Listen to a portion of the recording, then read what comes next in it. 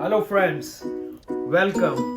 Today we would like to introduce you our new model. In this, if you will see, comes as coffee maker, the drip coffee with two ceramic mugs here. In this we have also put two filter here. One filter is for coffee, one filter is for tea. This goes up to 450 watts. Here, if you will see, we have shown the same way in different style.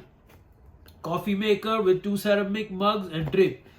Here, if you will see, this one also comes with the permanent filter here and here, and the filter, you see.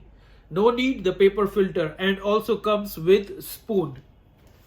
Let's do the unboxing and see.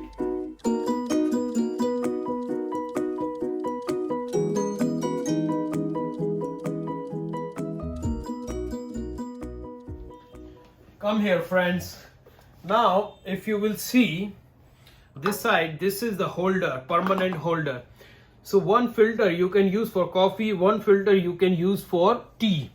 With the spoon, fill the water and enjoy your favorite coffee. Here this way, keep it.